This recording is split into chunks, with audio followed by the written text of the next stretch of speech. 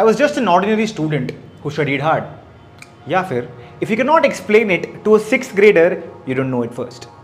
आपने जरूर इन स्टेटमेंट्स को बहुत बार सुना होगा। आज हम उस ग्रेट माइंड की बात कर रहे हैं जो इनके पीछे है। उस बॉय का नाम क्या है? Richard Feynman. May 11, 1918 न्यूयॉर्क ये आदमी पैदा होता है, और किसको पता था he is going to be the best explainers of all time.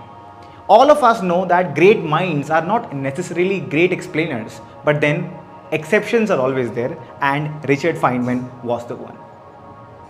Quantum electrodynamics, check. Particle physics, check. Theoretical physics, check. Nanotechnology, check. One electron universe, check. ये जो मैं बातें कर रहा हूं ये सारी बातें बहुत डाइवर्स और बहुत same at the same time है, और इन सब पर बात करना और इन सब को इतनी खूबसूरती से कॉमन मैन को समझा देना ताकि जितना हो सके उतने ज़्यादा लोग एक्टिवली पार्टिसिपेट करें और बात कर पाएं, वो देन जो है वो हमें रिचर्ड फाइनमैन ने दी थी। और क्या क्या किया रिचर्ड फाइनमैन ने और कैसे कैसे किया है, इसी के ऊपर आज का हमारा ये वीडियो जो है सो कि वो होगा। Richard Feynman as a student बहुत ही ऑर्डिनरी से स्टूडेंट थे। ऐसा कुछ नहीं था कि he was a genius eight maths और फलाना ढिमकाना, ऐसा कुछ भी नहीं था। सिंपल अपना शॉर्टी आराम से पढ़ाई कर रहा है, बढ़िया, better than others, just because he had that interest, right. Mathematics in general बहुत अच्छा था उनका। बहुत ही यंग एज में he was good with calculus. Obviously हम लोग जानते हैं कि कैलकुलस हम लोग मतलब हाई स्कूल में पढ़ते हैं, उन्होंने हाई स्कूल से पहले ही कैलकुलस वगैरह सॉल्व करना चालू कर दिया, विच मेड हिम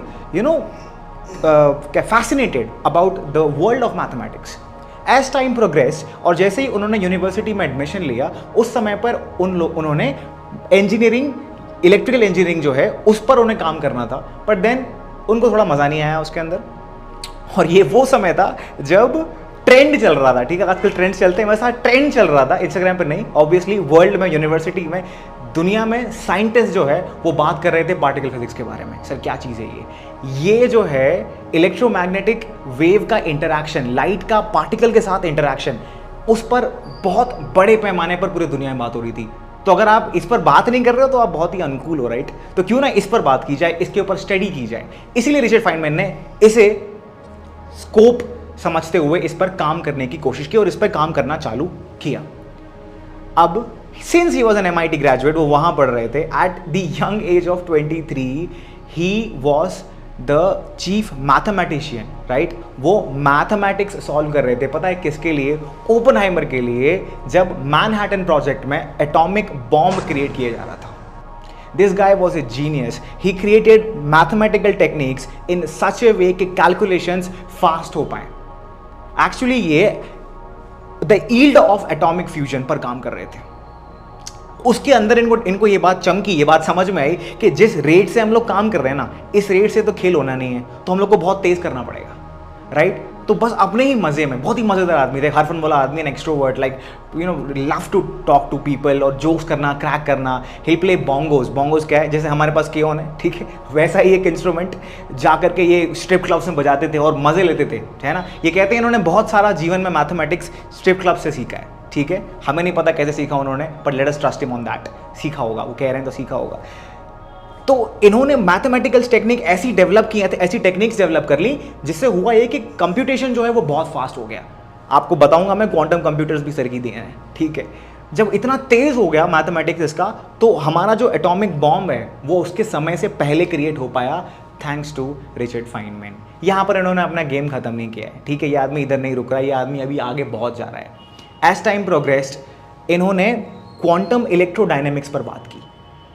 मैं आपको बताना चाहता हूं, क्वांटम इलेक्ट्रोडायनेमिक्स के लिए इन्हें एक शेयर्ड नोबेल प्राइज मिला है 1965 में, और ये उन्हें इसीलिए मिला है बिकॉज इन्होंने फाइनमैन डायग्राम्स नाम की ब्रिलियंट टेक्निक डेवलप की थी, जो कि एक बहुत ही सिंपल सा तरीका था उन हजारों लाखों करोड़ों कॉम्बिनेशंस का जो सब क्वांटम फिजिक्स, पार्टिकल फिजिक्स और क्वांटम इलेक्ट्रोडायनेमिक्स को एक साथ अमेलगमेट करते हुए एक्सप्लेन कर देते हैं।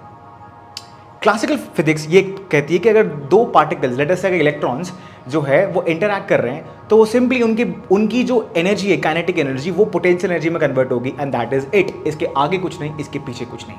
बट देन इतने छोटे लेवल पर, क्वांटम लेवल पर दुनिया भर की चीजें हो रही हैं एक साथ में जो हमें पता नहीं है। उन्होंने बहुत ही सिंपली एक्सप्लेन किया कि दो इलेक्ट्रॉन्स जब आसपास आते हैं, एक दूसरे के पास आते हैं, तो उन दोनों में से कोई एक इलेक्ट्रॉन फोटोन एमिट कर सकता है, दूसरा उसको एब्जॉर्ब कर सकता है, वो चाहे तो नहीं कर सकता है।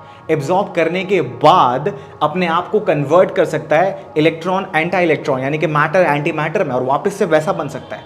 वो हर टाइप के डायग्राम्स इन्होंने समझा दिए, आप मानोगे नहीं। This was the hardest mathematics of the century and this guy used chalk right in Pennsylvania and wrote it on a board, and a team of scientists, a panel of people, a panel of brilliant minds देख करके shock हो गए कि इन्होंने इस सदी की सबसे बड़ी प्रॉब्लम सिंपली बस लिख दी है।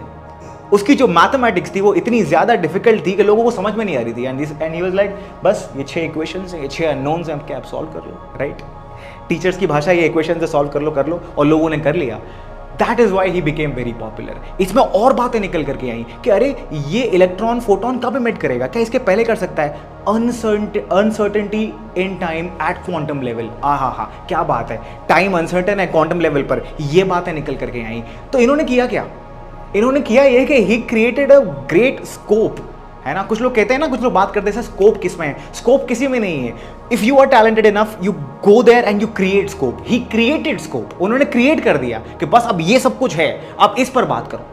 इतनी सारी चीजें जो हैं वो डोमेन में आ गई लोगों को बात करने के लिए, कह रहे भाई ये कर सकते हैं, वो कर सकते हैं, ये कर सकते हैं। क्वांटम कंप्यूटेशंस पे सर ने काम किया, उन्होंने काम किया नैनो टेक्नोलॉजी पे। आपने हमारा ग्राफीन वाला वीडियो देखा होगा, राइट, जो कि कहाँ से इंस्पायर्ड है, जो कि नैनोटेक से इंस्पायर्ड है, कि कैसे हम लोग इतने छोटे लेवल पर इतने स्ट्रॉन्ग मटीरियल्स जो है सो कि वो बिल्ड कर सकते हैं। ये सारा का सारा जो है काम रिचर्ड फाइनमैन जैसे महान आदमी ने हम लोगों को करके दिया, बताया कि आप इन सब पे काम कर सकते हैं। Besides all of this, he was a brilliant teacher. अगर आप जाओ तो एक बार प्लीज़ जा करके रिचर्ड फेनमैन के यूट्यूब पर वीडियोस देखना कि किस तरीके से वो चीज़ों को समझाते थे। मैं सच बता रहा हूँ, I am a student of physics, मैंने उनके वीडियोज़ देखे हैं। He is talking about fairy tales in Kepler's laws of motion, and all you are going to do is laugh and smile and enjoy the beauty of physics, the beauty of that person, the persona of that person, because he was simply brilliant. Richard Feynman, in the last days of his life, right, हमेशा की तरह कुछ नया करने के चक्कर में उन्होंने कुछ स्टोरीज लिखने को ट्राई किया, कुछ ऑटोबायोग्राफीज लिखने को ट्राई की, और वो बेस्ट सेलर्स थे उस टाइम पे। जस्ट अ फैक्ट के उन्होंने वो काम भी कितनी अच्छी तरीके से किया। मरते मरते वो एक बात बोल के चले गए, और वो ये थी कि I hate dying because it's boring. ठीक है, ये था रिचर्ड फेनमैन का लाइफ। एक ऐसा कोट से मैं इस वीडियो को एंड करना चाहूँगा जिससे, जो मुझे बहुत ज़्यादा इंस्पायरिंग लगता है, जो मैं चाहता हूँ कि आप सबको बहुत ज़्यादा इंस्पायरिंग लगता होगा। उन्होंने ये बात कही है कि I would rather like questions that can't be answered than answers that can't be questioned.